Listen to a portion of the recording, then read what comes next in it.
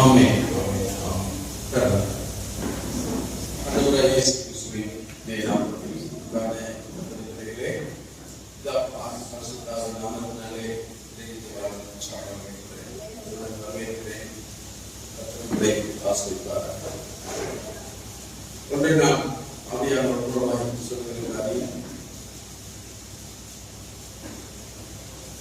புதிய ஏற்பாட்டிலே வெளிப்படுத்தின சுவிசேஷம் ஆவியானவர் யோவான் மூலமா, சீசன் யோவான் மூலமா கர்த்தர் நமக்கு தந்திருக்கிறார். அது உலக அழிவை குறித்தும் அவருடைய வருகையை குறித்தும் திட்டமும் தெளிவுமா சபைகளுக்கு, விசேஷமாய் சபைகளுக்கு அவர் தீர்க்க தரிசனமாய் எழுதி வைத்த வேதவாதம். அதே போலதான் பழைய ஏற்பாட்டின் காலத்திலே ஒரு அருமையான அரசாங்க வேலையில் இருந்து கொண்டு முடிவு செய்த தீர்க்க தரிசனம் கர்த்தர் கொடுத்த ஒரு மேன்மையாகிய ஒரு தீர்க்கதரிசி இருக்கிறார். அவர் யார் சொல்லிக்கிறோம்? உலகத்தை குறித்து திட்டமாய் தெளிவாய் தானியேல்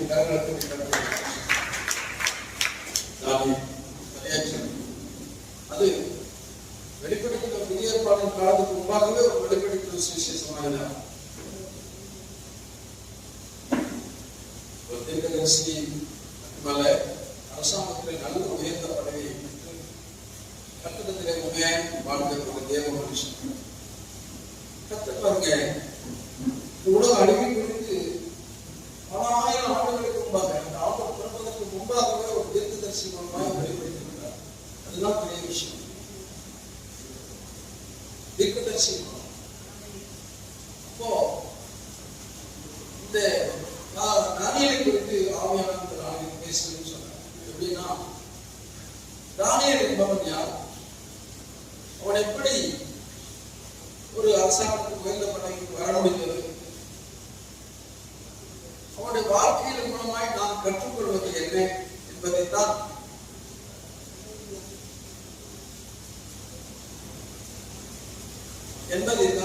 நாம் இப்போது என்ன செய்யலாம், தெரிந்து கொள்ளலாம்.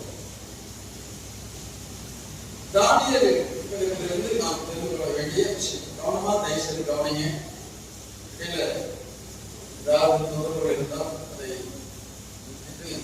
அந்த வார்த்தை வந்திருந்தது கொஞ்சம் பேர் இருந்தாலும் உலகத்தின் நிறைவு காலத்தில், அதாவது முடிவுன்னு சொல்றாங்க, நிறைவு அவருடைய வாழ்க்கையில பூமியினுடைய நிறைவு காலத்திலே வாழ்ந்து எப்ப அந்த பூமி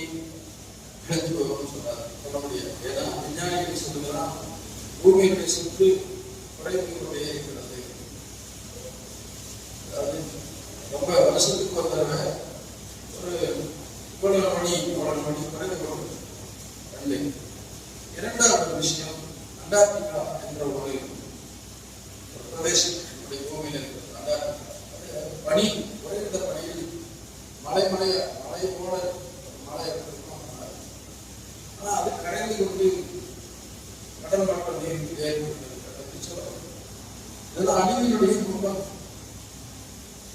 அதே போல எதிர்பார்க்காம சில அழிவுகளை நம்ம உலகத்தில் தொடக்கத்திலே நான் பார்க்கிறேன். நமக்கு பிரியமான ஒளிக்காரன் நிறைய பேர் கற்றுக்கொள்ள எதிராளிதான். உண்மை திடீர்னு நடந்தது. நம்ம போன வாரத்தோட தேவகுமாரன் ஒரு மாசம் கீபோர்டு குழந்தை பிரசன்ஸ் எடுத்தனால திடீர்னு ஒரு வயசு 40 தான் பார்த்துட்டு போனேன். அதாவது போனேன் நான் போய் பார்த்தேன். சரி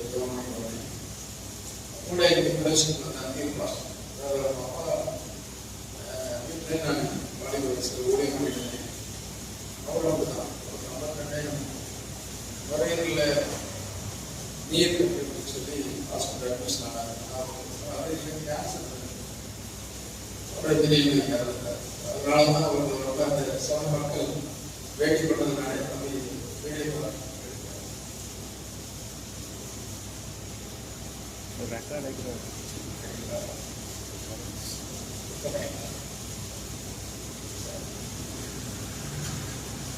அவரே போன வாரத்தில் அந்த தமிழ் மக்கள்லாம் முதல்ல இன்ட்ரெஸ்ட் பண்ணும்போது அவங்க ரிக்வஸ்ட் பண்ணி கேட்குறாங்க, நீங்கள் சுவிசேஷம் சொல்லி இயேசு சொன்னாங்க. பேசிக்கிட்டு நான் முடிக்கிறேன்னா ஒரு சுற்றி சொல்லி ஒரு ஸ்தாபனம் ஐஜிஎல் ஒரு ஸ்தாபனத்தில் இருக்கிறாங்க. ஆஸ்திரேலியாவில் நீங்கள் ஒரு நாள்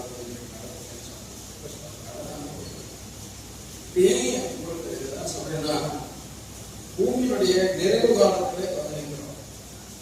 எப்பனாலும் ஆண்டு வரலாம், எப்பனாலும் நம்ம எடுக்கப்படலாம். அதுக்கு நம்ம ஆயத்தமாகுவதற்கு தானியேலின் புத்தகத்தில் இருக்கிற அவருடைய வாழ்க்கை தரத்தை பார்த்து நாம் என்ன செய்யணும், நம்மை மாற்றிக்கொள்வதற்கு ஒரு வாய்ப்புகளை தேவைப்படுகிறது.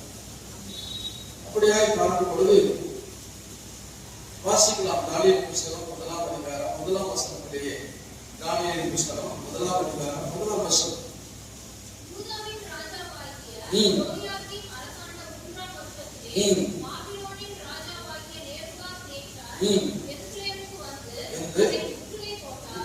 அதாவது பாபிலோன் என்கிற ஒரு அந்நிய தேசத்துடைய ராஜா நேபுகாத்நேசர் குறித்து நம்ம ஹிஸ்டரியில் படிச்சிருக்கோம். ஒரு பெரிய சக்கரவர்த்தி, நிறைய நாடுகளை போய் எப்படி அலெக்சாண்டர் மாதிரி நிறைய நாடுகளை போய் பிடித்தவன், ஒரே திறமைசாலின்னு கூட சொல்லலாம். நேபுகாத்நேசர் என்கிற ராஜா அவன் இஸ்ரவேல் ஜனங்கள் இருக்கிற எருசலேமுக்கு படையெடுத்தான். ஆண்டோட பிள்ளைகள் இருக்கிற இஸ்ரவேல் நாட்டு, அதுல யூதா தேசம், அதுல போய் என்ன செய்தார், படையெடுக்கிறார். படையெடுத்து சும்மா இருக்க மாட்டாங்க. நாட்டில் பொருட்கள் எல்லாம் எடுத்துட்டு ஆம்பளை பொம்பளைகள் எல்லாம் அடிமையாக எடுத்துட்டு அவன் தேசத்துக்கு கூட்டிட்டு போயிடுவான். அப்படிதான் போயிருக்கான். அப்படி அடிமையாய் கூட்டிட்டு போன மனிதர்களிலே தானியேலும் ஒருவன். அல்லேலூயா சொல்லுங்க. அது தொடர்ச்சியாக இப்போ ஒரு ராஜ்யத்திலே ஒரு அடிமையாய் பிடிக்கப்பட்ட ஒரு தேவ மனுஷன், அவன் பேர் தானியேல். சரி, அடிமையாய் அந்த 1000 பேர் பிடிச்சிட்டு வந்திருப்பாங்க. ஆனால் கர்த்தர் இந்த தானியேலை மட்டும் ஆண்டவர் உயர்த்துவதற்கு என்ன காரணம் அப்படின்னு சொல்லி பார்ப்பதற்காக எவ்வளவு பேர் போஸ்ட் ஆயிருந்தான் அப்படின்னு பார்ப்போம். கிமு 605 553 வரை நடந்த சம்பவத்தை நான் சொன்னேன். கிமு கிறிஸ்துவுக்கு முன் 605 553 வரை நுழைந்தார்.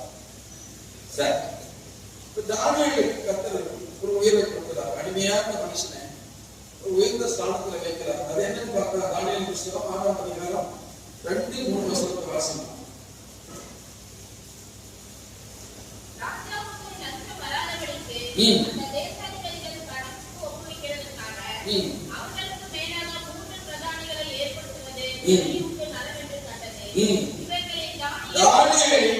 தானியேலும் ஒருவனாய் இருந்தான்.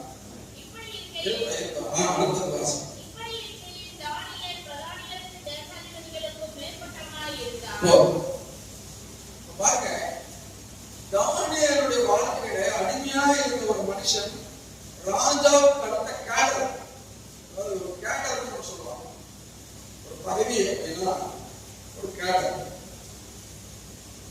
அந்த கேடர் என்ன பண்ணானே, ஆடிட் ஆடிட் ஆபீசர் ஆனே, ஆடிட் ஆபீசர் அசிஸ்டன்ட் டைரக்டர் ஆனே.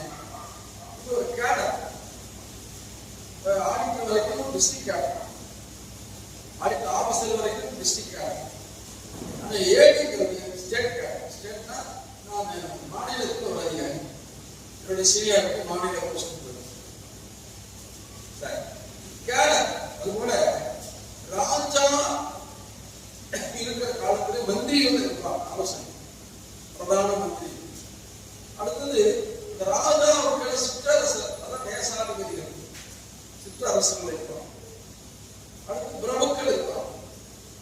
இவருக்கு எல்லாருக்கும் மேலான ஒரு பதவியை கொடுக்கிறார் ராஜா. அடுத்த ராஜா நிர்வாகம். ஆனா எல்லாரையும் நிர்வாகம் பண்ணுகிற ஒரு உயர்ந்த பதவியை தானியேலுக்கு கற்றுக் கொடுத்தார். கரங்களை ஒரு சொல்லலாம்.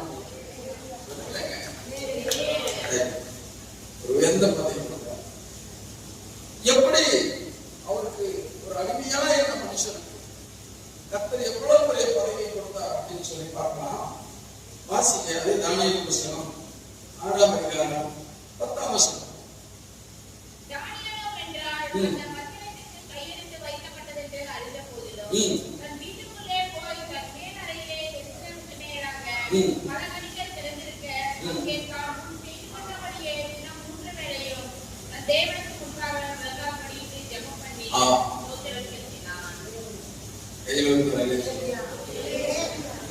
ஒரு சம்பவம் தரியு, அதே பாபிலோன் ராஜாவுடைய தரியு ராஜா காலத்துல இவன் என்ன செய்கிறான்? பிரதான மந்திரிகளுக்கெல்லாம் பிரதான மந்திரியாக ஆலோசனைக்காரராக நடந்து வந்தான். இதை பார்த்த கீழ் மட்டத்தில் இருக்கிற மந்திரி பார்த்து என்ன வந்துருச்சு சொல்லுங்க? வராம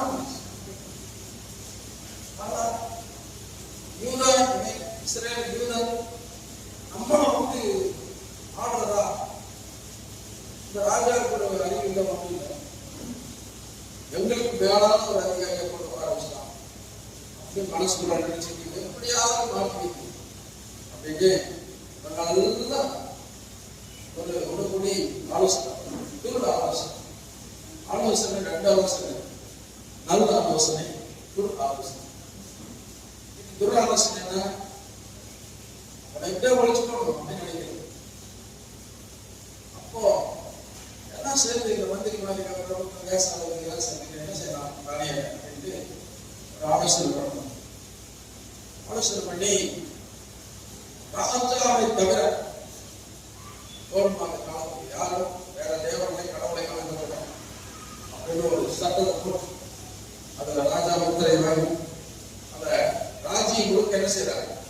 அறிவிப்புகளை அறிவிக்கிறாங்க.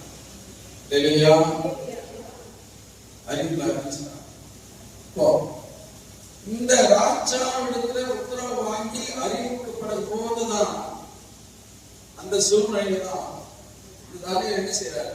படிச்சுமே சொல்லுங்க. எப்பொழுதும் 3 வேளையும் ஆண்டவரிடத்துல ஜெபம் பண்ணி கொண்டு அவன் என்ன செய்கிறான்? வேலைகளை செய்கிறான்.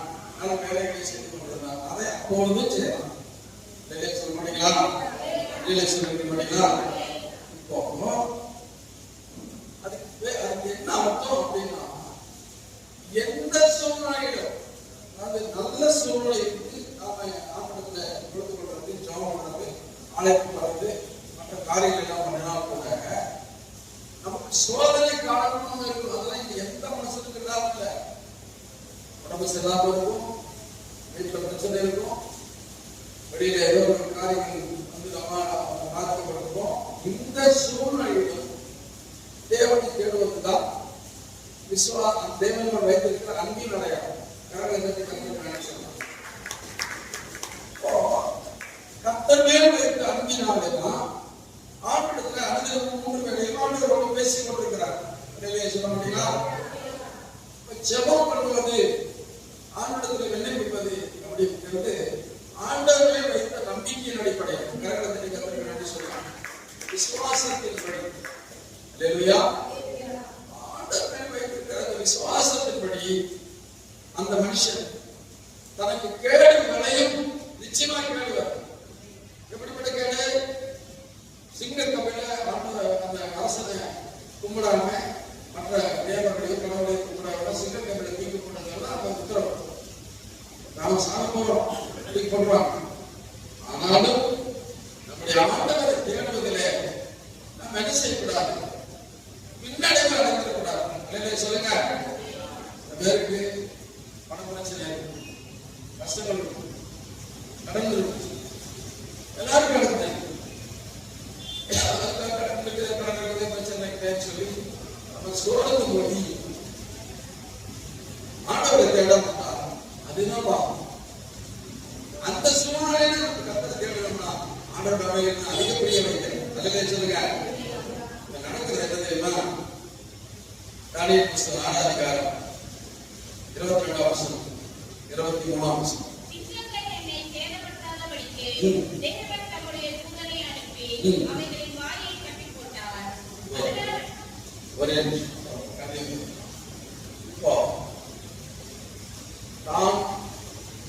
சாணி நிச்சயமாக அரசு போய் போட முடியலாம். அதை வந்து அந்த காலத்திலேயே வீடியோ மாதிரி எடுத்து படமாக மந்திரி எடுத்துப்பாங்க, ஜோம் பண்ணிட்டுக்கலாம் அவங்க கடவுளை அப்படின்னு சொல்லிடும் இல்லையா. இப்படிப்பட்ட குற்றத்தை செய்தது யாரா இருந்தாலும் தண்டனை கொடுக்கணும், யாரா இருந்தாலும் சரியா. இப்போ தானியலை பரிசு கேட்கிறாரு ராஜா, ஒரு மாசத்துக்கு எனக்கு மக்களுக்கு உடனே சொல்லப்பட்டிருக்கு, நீ எப்படி செஞ்ச, எனக்கு பிரியமான பிரதான மந்திரி ஆச்சு. இல்ல ராஜாவே, நடந்திருக்கு. நாம் என் கடவுளை வணங்குவதற்கு உம்முடைய உத்தரவை நடை செய்யக்கூடாது. கடவுளை நான் வணங்குவது என்னுடைய பிரியம். என் பிரியமான கடவுளை வணங்குவதற்கு இந்த ஒரு தடைகளை இருந்தாலும் நான் என்ன செய்வேன், வணங்கத்தான் செய்வேன். கடவுளுக்கு கத்தர் சொல்லி ஆண்டோட தேடுவதில் குறுக்கால எந்த பிரச்சனை இருந்தாலும் சரி. வீட்டுல எங்க அப்பா கூட இறந்துட்டார். இன்னைக்கு ஞாயிற்றுக்கிழமை பிள்ளைங்களுக்கு ஞாபகம் தெரியல. நான் வந்து இங்க ஜபம் பண்ணிட்டு தான் நான் கார் எடுத்துட்டு எங்க போனேன், எங்க ஊருக்கு கார் எடுத்து போனேன். இதே சொன்னா யாரு இறந்தாலும் ஆண்டவர் உதாரணத்தை எடுத்து யார் செய்தா தெரியுமா? வேதத்தில் ஒரு மனுஷன் சொல்லப்பட்டிருக்கிறது. யார் சொல்லுங்க, யாருக்கு சொல்லுங்க? இல்லப்பா,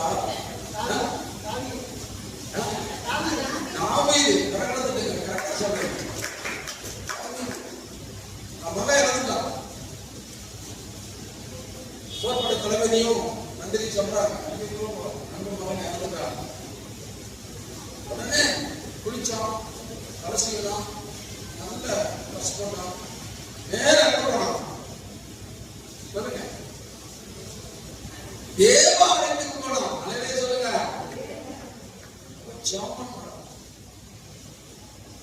சோதனை வருவது இயல்புதான், யாருக்கு வரல, எல்லாருக்கும் வரல. ஆனா அதிலிருந்து மீளத்தக்கதாக தேவனை தேடுவதுதான், அதிலிருந்து நாம் தேவனை வேண்டிக் கொள்கிற, நம்ம சோதனை வேண்டிக் கொள்கிற வழிபாடு செய்கிறார். நடந்தது என்ன? ராஜா சிங்கக்கவிலே போட்டாச்சு. ராஜா தானியேலை தூக்கி ராஜா போட வச்சார். இப்போ நடந்தது என்ன? பாலசிங்கம் நல்ல பசியோட நல்ல கொடுத்த சிங்கம். சிங்கக்கவில போட்ட மாத்திரத்தில் என்ன செஞ்சிருக்கோம்? கடிச்சு பதறி சாப்பிடணும் இல்லையா? ஆனா என்ன இல்லை, சிங்கத்தின் வாயை கட்டு போட்டு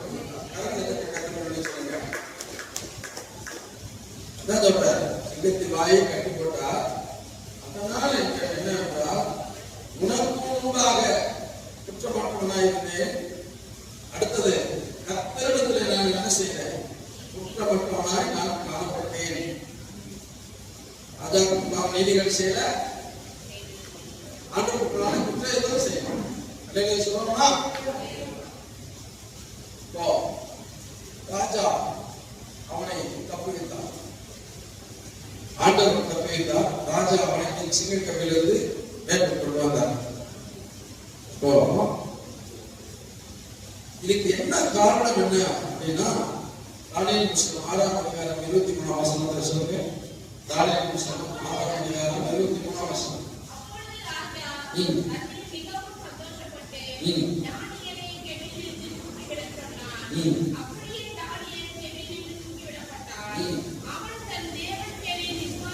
அவன் தேவன் பேரில் வைத்த விசுவாசமே இந்த காரணத்துக்கு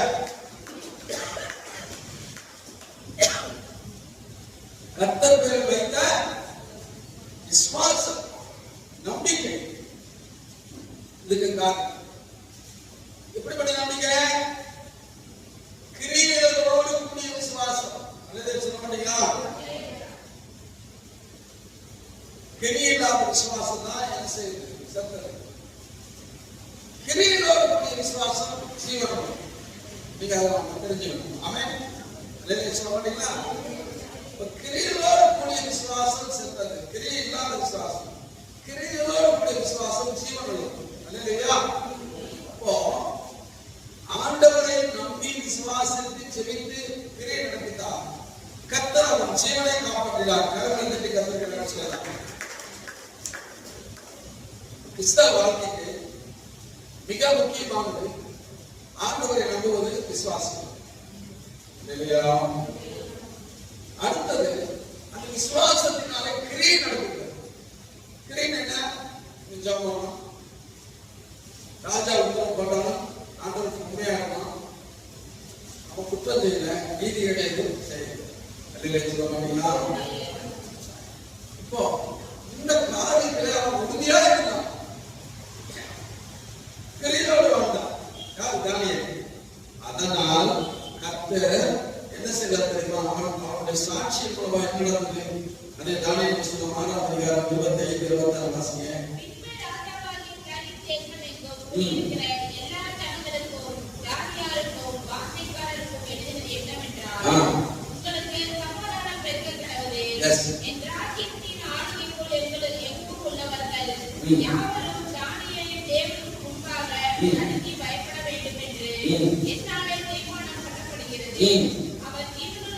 யாரு பாருங்க, சொல்றது யாரு?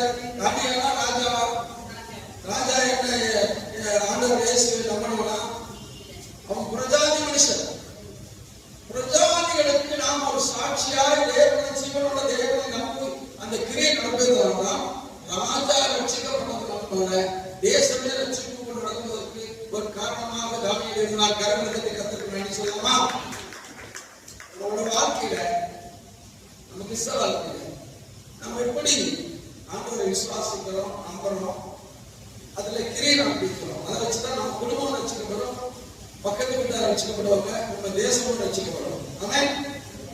சொல்றோம்னா தானியேலின் வாழ்க்கையில அவன் ஆண்டவரில் வைத்த விசுவாசம், அந்த விசுவாசத்தின் கிரியினால் செய்த ஜெபம். ஜெபம்னா சும்மா சாதாரண நல்ல இருக்கிறதில்ல, நாம் சாக போகிறோம், நம்மளை தூக்கிட்டு போய் சிக்கல்ல போடுவாங்க அப்படின்னு தெரிஞ்சே ஜெபம் பண்றான். அதான் கிரியை. கரவதற்க கோபத்தாப்பெல்லாம் என்ன பண்ணாது காமிக்கலாம், ஆலயத்தை காமிக்கலாம். நம்ம கோபம் வந்துச்சு, சர்ச்சைக்கு போறாங்க, கோபம் வந்துருச்சு, இவங்க பிரசங்கத்தை கேட்கறாங்க, கோபம் வந்துருச்சு, தாளோட ஆளா அப்படிக்காரா அப்படின்னு நினைக்கணும். நீங்க தயவுசெய்து நான் உங்களோட அன்பா கேட்கிறேன், இந்த பள்ளிக்கூடத்தில் இருக்கும் பொழுது நான் உங்களுக்கு சொல்லுங்க, ஆண்டோட வார்த்தையை பரிந்துரை நீங்க கேட்பதும் கேட்காத போல முடியும், ஆனால் நான் சொல்லுவது என்னுடைய கடமை. ஆமென். அதில் சொல்லுங்க, தானியேலின் புத்தகத்திலே சொல்லப்பட்ட காரியம், ஒரு தானியேல் எந்த சூழ்நிலையிலும் ஆண்டவர் நம்பி கிரியை மூலமாக செலுத்தி அவன் நடந்து கொண்டதால்தான் அவனுக்கு வந்த பேராபத்திலிருந்து கர்த்தருடைய தப்பித்தார். அல்லேலூயா சொல்லுங்க. தப்பிப்பது மட்டுமல்ல, அந்த ராஜாவும் அந்த தேசமும் ரட்சிப்புக்கு ஒரு காரணமாக இருந்தார். அல்லேலூயா. அதனால வேதம் சொல்லுகிறது, 1 யோவான் புத்தகம் 5ஆம் அதிகாரம் 4ஆம் வசனம். 1 யோவான் புத்தகம் 5ஆம் அதிகாரம் 4ஆம் வசனம்.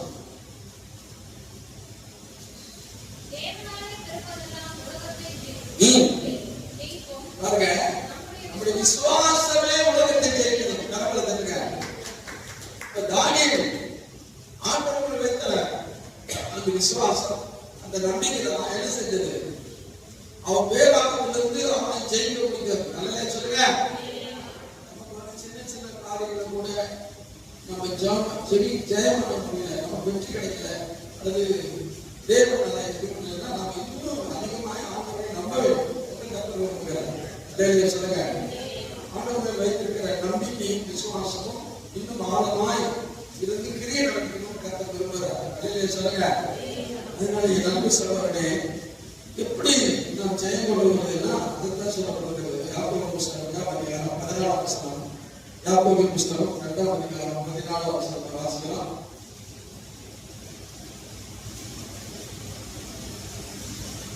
சீக்கிரம் 14.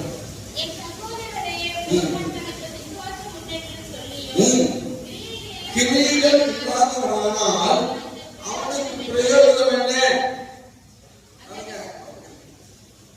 அப்ப கிரியை விசுவாசம் கிரியை நடக்கும். நீ 4 மணி நேரம் 10 மணி நேரம் 10 நாள் உல்லாச ஜெபம் அப்படிலாம் இருந்தா இருக்கலாம், நீங்க செய்யுங்க. ஆனா உங்க கிரியை எப்படிப்பட்டதா இருக்கு? கிரியைனா செயல்பாடு, ஒர்க். ஆங்கிலத்தில் சொல்லப்போனா ஒர்க், வேலை. ஜெபத்தை முடிச்சுட்டு நீங்க என்ன பண்ணக்கூடாது? ஆண்டவன் வைத்திருக்க நம்பிக்கையில நீங்க என்ன செஞ்சுட்டு இருக்கீங்க அப்படிங்கிறத அவங்க கேட்கணும். இப்போ இந்த தானியேல் தாத்தா ஆண்டவன் நம்பிக்கை வச்சா ஜெபம் பண்ணோம். ஆனா ஜெபம் பண்றது மட்டுமல்ல, ஆண்டவர் அவசரம் சொன்ன கட்டளை புறமாய்தான் ஆண்டவர் தொடர்ந்து கொள்றான். இல்லையா சொல்லுங்க. நாமளாக உலகத்துல ஒரு மனுஷன் சொல்றது அப்படி கேட்போம்.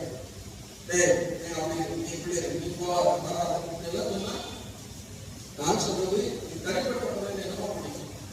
ஆனா ஆலயத்துக்கு வந்து அவரை தொழுது கொள்ள, அவரை நம்புவதில்லை, இயேசு கிறிஸ்து நம்புவதில்லை, அவர் வார்த்தையை கேட்பதில்லை, தயவுசு தனி மனிதனுடைய பேச்சை கேட்கவே கிடையாது.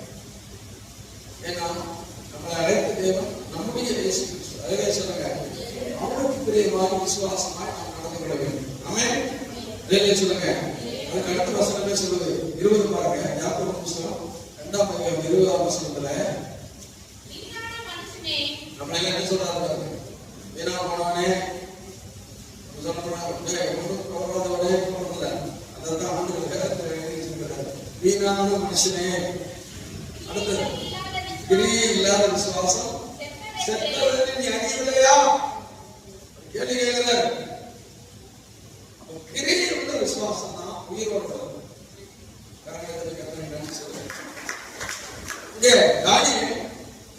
கிரிகளோடு கூடிய விசுவாசத்தினால செலுத்திக் கொண்டிருக்கிறார்.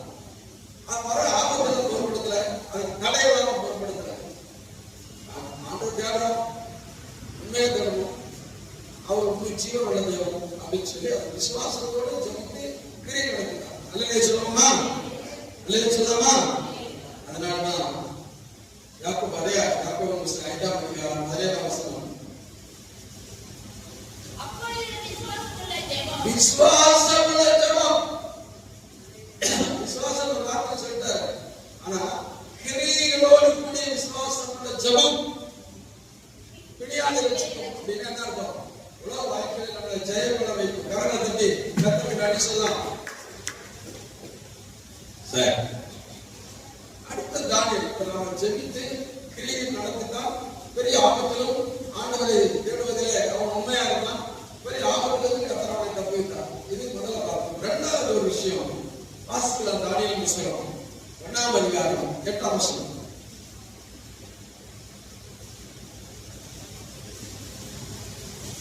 தானியேல் ராஜாவின் போஜனத்தினாலும் அவர் பானம் பண்ணும் திராட்சரசத்தினாலும் தன்னை தீட்டுப்படுத்தினார். தானியேல் ராஜாவின் போஜனம் என்ன சொன்னா ஈயத்தட்டையா சோறு போட்டுப்பாரு, தங்க தட்டுல சாப்பிட கொடுத்துருப்பாரு. நல்ல ஒரு ட்ரிங்க்ஸ், சோமபானம் சுறாபானம் சொல்லுவாங்க, நல்ல தண்ணி, அப்படி நல்ல பலரசம், நல்ல அருமையா என்ன செய்திருப்பாரு. ஒரு பெரிய விஷயத்துல அவர் இந்த தானியேலுக்கு போஜனம் கொடுத்திருக்கார். இப்ப என்னாச்சு? என்ன நடந்தது? தானியேல் போறார், எல்லாத்தையும் பார்க்கிறேன். இந்த பிரதான இந்த பரிபாக மந்திரி பொறுப்பு சொல்றாரு, ஐயா இதெல்லாம் நான் கும்பிட வேணும், சிவனோட வேணும். அவர் இது போன்ற அசிங்கத்திலாம் என்னை பயன்படுத்த மாட்டார். நான் எனக்கு பிரியமும் இல்லை, என்னை விட்டுருங்க, சாதாரண சாப்பாடு கொடுங்க, நான் சாப்பிடுறேன் அப்படின்னு சொல்றேன். அலையில சொல்லுங்க. நம்ம என்ன செய்யணும்? ரைசல் நினைச்சுக்கணும். நீங்க விக்கிரகத்தை கும்பிடாதீங்க. விக்கிரம்னா என்ன? மனுஷ கையினால் செய்யப்பட்ட காரியங்களிலே நீங்க என்ன செய்யணும்? கும்பிடாதீங்கன்னு சொல்லுங்க. அன்று சொல்றேன். என்னை தவிர வேற தேவர்கள் யாரும் இல்லைன்னு சொல்றாங்க. என்ன செய்றீங்க? வேளாண்மைக்கு போறீங்க. அந்த வேளாண்மைக்கு போனா வேளாண்மை ஏசு இருக்கிறாங்க, மாதாவை சரியா வச்சிருக்கிறாங்க. உங்களுக்கு யாரோ சொல்லிருப்பாங்க வேளாண்மைக்கு போனா, அங்க போனா என்னாச்சு? பேசி புரியுது உங்களுக்கு? அடுத்தது தனி மனுஷன், அது சொல்றோம் கவனிக்கணும். அவருக்கு பொய்யா தேர்தலை செஞ்சு பொய்யா பேசி காசை பிடிக்கிற ஒரு கூட்டம் உலகத்தில் சுத்திட்டு நான் நம்ப மாட்டேன். ஏன்னா நீங்க தான் பிரதானமான இருக்கிறாங்க. அப்பா நீ நம்பவும் மாட்டீங்க, சொல்ல பேச்சு கேட்க மாட்டீங்க. ஏன்னா இவர்கள் ஆண்டவருக்கு மேல் அவர்களெல்லாம் வச்சிருக்கிறார். அவங்க சொல்றது ஏன் சாமி சொன்னாரு, நீ உன் அரைக்கதை சாமி நீ ஜபம் பண்ணு, விசுவாசம் ஜபம் பண்ணு, கிரியர்களோட ஜபம் பண்ணு தானே பாருங்க. அவன் வைக்கப்பட்டான். அவன் யார் ஏதாவது கேட்டானா, யாராவது வெடிக்க போனானா இல்ல. நீங்களாம் என்ன செய்யுங்க, ஒரு தனி மனிதனை திரிவாங்க. அவனுக்கு போனோம் அப்புறம் அதுக்கு ஐயப்பனுக்கு போனோம் அப்புறம் அவனுக்கு வித்தியாசம். ஐயப்பனுக்கு போனோம் எல்லாம் நடக்குதுன்னா நீங்க போனா இது நடக்குது, நீங்க அதுக்கு வித்தியாசம் இல்லை. தனி மனிதனை திரிவாங்க கூடாது, வேதம் நம்மதான் சொல்லுது. புரியுதா உங்களுக்கு? அதனாலதான் கர்த்தர் சொல்றாரு யோவான் சுவிசேஷம் 17ஆம் வசனத்திலே வாசிங்க சீக்கிரம்.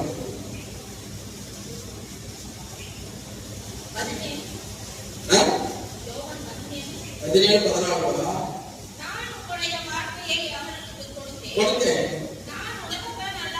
நான் உலகத்தான் அல்லாதது போல யார் நாமளும் உலகத்தில் அல்ல அப்படிங்கிறார்.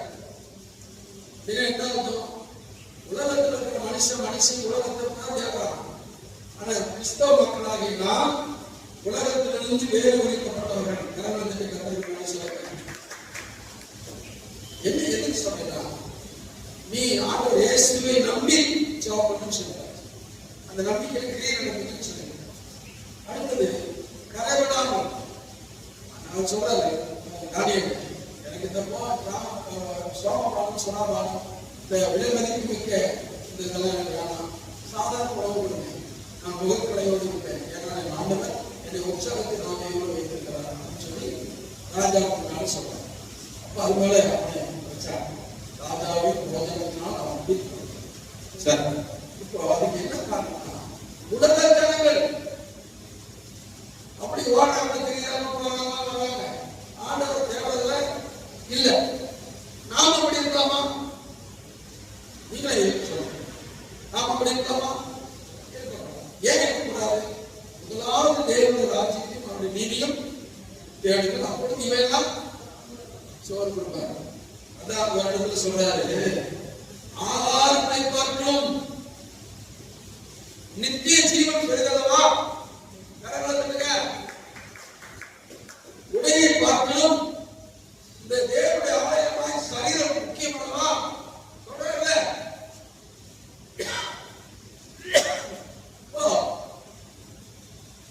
நம்ம கர்த்தருடைய நித்திய ஜீவனுக்குரிய வழியை தெரிந்து கொண்டு நாம் அப்படி வாழ கற்றுக்கொள்ள வேண்டும். ஆமென்.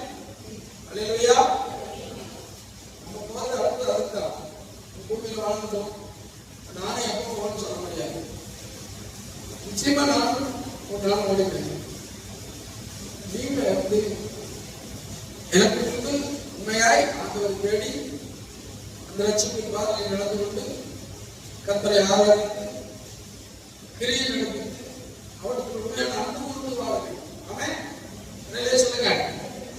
அப்போ லூக்காஸ் 6:23 அதான் சொல்றாரு, ஆகாரத்தை பார்க்கிறோம் நித்திய ஜீவன். ஜீவனா நித்திய ஜீவனா வாழ்க்கை ஜீவன் போயிடும். நித்திய ஜீவனா அழியாமையாக இருப்பார். அல்லவே சொல்லுங்க.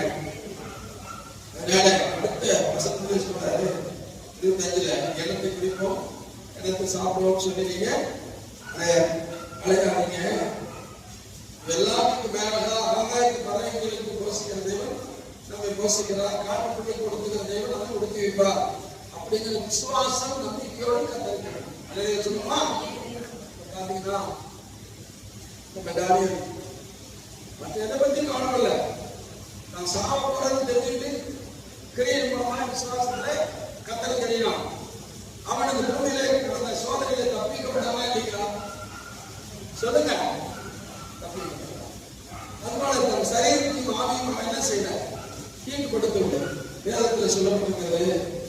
நமக்கு ஆண்டவர் 3, நான் அடிக்கடி சொல்றேன், நம்முடைய சரீரமாகிய இந்த உடல்ல 3 காரியம் இருக்கு. ஆவி, ஆத்மா, சரீரம். இந்த ஆவி கர்த்தர் தந்த தீபம். அந்த தீபத்தை பிடிச்சிட்டு இருக்கிற நம்மளை வெளிச்சத்துக்கு கொண்டு போவோம். ஆத்மா, நம்ம செலுத்தமான ஆத்மா ஆண்டவரத்தில் எடுத்துக்கொண்டு இலைப்பார்த்து பிரவேசிக்கும். அது ஆண்டவரத்தில் போதா எங்க போகுதுங்கிறது ஞாயிற்றுக்கு நாளே தெரிஞ்சிடும். சரீரம் இது தேவனுடைய சரீரம் தேவனுடைய ஆலயமாய் இருக்கிறது. இந்த சரீரத்தை ஆண்டவருக்காய் செலவழிக்கும். சோர்ந்து போகாது. தயவுசெய்து நான் அன்பா கேட்கிறேன், எனக்கு கொஞ்சம் பலவீனம், சரீர பலவீனம் இருந்தாலும் உழைப்புக்காக மற்ற உதவி செய்வதற்காக அரசாங்கத்துக்கு போவது அல்லது எங்கள் காரியமே அரசாங்கத்துக்கு காரியங்களே சோர்ந்து போவது, அதுக்கு நீங்கள் காரணம் உற்சாகம் போட்டு அந்த சோகமான பணம் அவங்க டேமேஜ் இருந்தாலும் உற்சாகத்தின் பரிசுத்த ஆவியானவர் என்னை நடத்துகிறார். அலையிலே சொல்லுவோம். அதனால 2 தெசலோனிக்கேயர் 5ஆம் அதிகாரம் 23ஆம் வசனத்தில் சொல்லப்பட்டிருக்கிறது. சீக்கிரம் வரும். 2 தெசலோனிக்கேயர் 5ஆம் அதிகாரம் 23ஆம் வசனம். சமாதானத்தின் தேவன் பரிசுத்தமாக்குவார். என்ன அர்த்தம்? நம்ம எந்த கருத்திலே இல்லாம உணர்வுங்கிறது அந்த அர்த்தம். அடுத்தது உங்கள் ஆவி, ஆத்மா, ஆமா, இயேசு கிறிஸ்து வரும்பொழுது அது சரியா இருக்கும். அதான் விஷயம். இப்ப தானியேல் இந்த 3 விஷயத்துல உண்மையாக வாழ்ந்தான். சரீரத்தினால் அவன் தன்னை தீட்டுப்படுத்தல. அப்படின்னு என்ன அர்த்தம்? ராஜாவின் போதனத்தினால் அவன் தன்னை என்ன செய்யல, எடுத்துக் கொள்ள. ஆவி அதை மற்றவர்களுக்காக அவன் சொன்ன சுவிசேஷம், அவனுடைய சாட்சி, இந்த ராஜ்யம், பாபிலோன் ராஜ்யம் முழுவதும் ரட்சிக்கப்பட்டது. ராஜாவும் ரட்சிக்கப்பட்டான். கரங்களை தட்டுங்க. சரீரம் அது கர்த்தருக்கு பிரியமான வாழ்க்கை வாழ்க்கை. இதனால்தான் அவன் ஜெபம் பண்ணிக்கிறான் விசுவாசத்தோடு. ஆவணத்தை யார் வந்து அவனை சாதிச்சார்? உலக அழிவுக்கு சொன்னாங்க. அது யாரு? யாரு?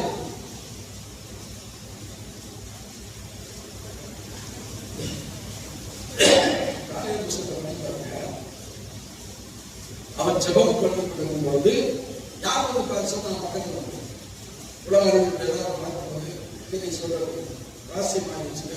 அது நடக்கும் சொன்னது யாரு? காபிரியல் தூதன். நல்லதே சொல்லுங்க. ஆண்டவரால் அனுப்பப்பட்ட காபிரியல் தூதன் அவருக்கு வந்து சொன்னார், நீ கர்த்தருக்கு பிரியமான ஜெபம் கேட்கப்பட்டது. இந்த உலக அழிவுக்கு வரும். நீ இதை வாய்ப்பு என்ன செய்ய? ரகசியமாக அதுதான் நிகழ்ச்சிக்கு இருக்காங்க. உலக அழிவுக்கு அதான் படத்துக்கு அடுத்து பாருங்க. அமெரிக்காக்காரன் வந்தான், ரஷ்யாவுக்கு சாணக்கியம். அவன் ஏற்கனவே வெடிப்பு பாலாக்குறான். அவன் வந்து சண்டைகள் பாடாடே என்ன குறைந்து சண்டை எந்த வராங்க அதுக்கு ஏற்கனவே பாயங்கள்ட்ட இஸ்ரேல் நாடு கடவுள் பாருங்க. அப்புறம் ஏற்கனவே இவங்க இந்த கிறிஸ்தவம் பண்ண இதுல அந்த கல்வருடைய அந்த மாகாணமே அழிஞ்சுக்கிது. சரி, அவ்வளவு பெரிய சயின்டிபிக் தானே, ஏன் அந்த தீ அமைக்க முடியல? கர்த்தருடைய சித்தம் அது. வெளியே சொல்லுங்க. அதான் உண்மை. இப்ப அந்த மாதிரி கூட சபைக்காரன் ஐயோ நான் இன்னும் ஒரு பிள்ளை படிக்கிறேன், வேலைக்கு போயிருக்கேன், எல்லாம் நாம எல்லாரும் போய் வளர்ச்சியோட சொல்லுங்க. அதனால நடக்க வேண்டிய காரணம் நடக்கிறோம். ஆமே இந்த ஜனங்க என்ன செய்யறாங்க? கடைசி காலத்துல அதே தானியேல் 5ஆம் அதிகாரம் 21ஆம் வசனத்தில் வாசிக்கும்போது, தேவனை நீ மகிமைப்படுத்தாமல் காணாமலும் கேளாமலும் சத்திய வார்த்தைகளை கேட்டு உணராமலும் இருக்கிற ஜனங்களாக இருக்கிறார்கள். அதை கொண்டு வெளி நம்ம கும்பிட இது போன்ற உலக காரியங்களிலே நாம் முதன்மையாய் ஆண்டவருக்கு முன்பாக வைக்க வேண்டாம் சொல்றார். அல்லேலூயா சொல்லுங்க. சரி, இப்போ இப்படி எப்படி நடந்துட்டு இருக்குன்னு அதே சொல்றாரு.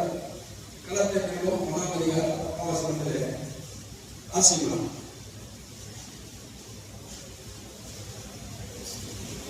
கலாத்தியர் நிருபம் 1ஆம் அதிகாரம் 10ஆம் வசனம். சீக்கிரம். இப்பொழுது நான்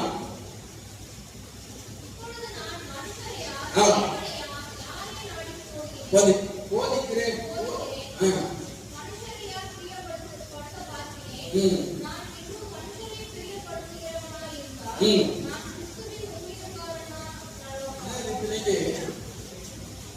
மேக்சிமம் செழிப்பு ஊழியத்தை செய்யறாங்க. செழிப்பு ஊழியம் என்ன? இந்த உலகம், பாவம், ரட்சிப்பு, மனதிருக்குதல், அதன் பின்பு நம்முடைய கிறிஸ்தவ ஜீவியம் இருக்கணும். அப்புறம் ஆண்டு வரும்போது நம்ம எப்படி யார் யாருக்கும் சரீரம் முற்றிலும் அவருக்காக இருக்கணும். இதெல்லாம் சொல்லி கொடுக்கல. என்ன ஆசீர்வாதமா இருப்பேன், நீ ஒரு கல்வியே கிடையாது, இப்படி பிரசன்னம். இது மனுஷரை பிரியப்படுத்துகிற ஊழியம். கண்டிப்பா தயவுசெய்து இதை நம்பாதீங்க, இதை ஏற்றுக்கொள்ளாதீங்க. எந்த மனுஷன் கவலை இல்லாமலும் துக்கம் இல்லாமலும் சோதனை இல்லாமலும் வாழ்வார் சொல்லுங்க? இல்ல, எல்லாருக்கும் சோதனை உண்டு, எல்லாருக்கும் துக்கம் உண்டு, எல்லாருக்கும் வியாதி உண்டு, எல்லாருக்கும் கஷ்டம் உண்டு. ஆனால் இதை நம்பி ஆண்டவர் கடவுள்தான் கிறிஸ்தவ வாழ்க்கை கடவுள் என்ன சொல்றாங்க? அவன் சொல்றான், ஒண்ணுமே நீங்க போட வெளியே சம்பாதிக்கிறேன், இவன் தான் போட வெளியே நீங்க கொடுக்குற காரியங்களை சம்பாதிச்சிருக்கான். அந்த கோடியில் ₹1 எடுத்து சொல்லுவாங்க. அது போட்டு, ஆனா இப்படிப்பட்ட ஊழியத்தை நீங்க ஏற்றுக்கொள்ளாத இருங்க. நீங்க எப்படிப்பட்ட உபதேசத்தை கேளுங்க. ஆசிரியர் கலாத்தியர் நிருபம் நிருபம் 2ஆம் அதிகாரம் 15ஆம் வசனம். தீர்ப்பு 2:15. பேசி போதித்து சகல அதிகாரத்தோடு கடிதுகள் அசட்டை. அதுதான் நான் சொல்றேன். நான் பேச ஆர்டர் கொடுக்கிற வார்த்தைகளை நீங்க கை செய்த அசட்டை. நான் ஏன் சொல்றேன்? தானியேல் தன்னுடைய வாழ்க்கையில இப்படி வாழ்ந்ததுனால்தான் காபிரியேல் மூலமாய் ஆண்டவர் உலகங்களை குறித்து சொல்லி எழுத வைத்திருக்கிறார். அவர் உலக வாழ்க்கையில ஒரு மேன்மையை பதவி வாழ்ந்தார். சொல்லுங்க, நம்ம வாழ்க்கை கிறிஸ்தவ வாழ்க்கையில அவனுக்கு சோதனை வந்துச்சே, சிங்கக்கபடி தூக்கி போன சோதனை வந்துச்சே இல்லைங்களா? வந்தும் கூட கர்த்தரை நோக்கி முதலாவது பார்த்து ஜெபம் பண்ணி விசுவாசத்தோடு வாழ்ந்தார். சொல்லுவோமா? இந்த வாழ்க்கை தான் நம்முடைய ரட்சித்தது. சாட்சியாக இருக்கிறது. ராஜாவும் ரட்சிக்கப்பட்டார், தேசமே ரட்சிக்கப்பட்டார். சொல்லுவோமா? இந்த 3 கிறிஸ்தவ வாழ்க்கை வாழுங்க. தயவுசெய்து அசட்டியா இருந்தாங்க. ஆண்டு சொல்ற வார்த்தைகளை கேமஸா கேட்காதீங்க. உடம்பு ஜெபம் பண்ணுங்க அப்படின்னு கருத்து சொல்றேன். ஆமென். அல்லேலூயா. கடைசியாக நம்ம என்ன செய்ய வேண்டும் சொல்றார். யோவான் சுவிசேஷம் 15ஆம் அதிகாரம் 1-2 வசனத்தை வாசித்து முடிக்கணும். யோவான் சுவிசேஷம் 15ஆம் அதிகாரம் 1-2 வசனம்.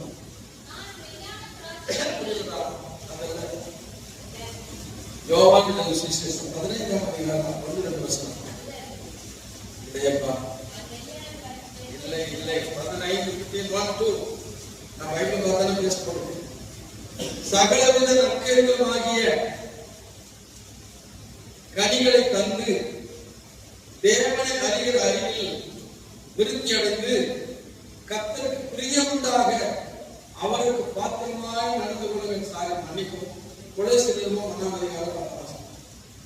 மன்னிச்சுங்க, 10 வசனம். கொலோசியர் 1ஆம் அதிகாரம் 10 வசனம்.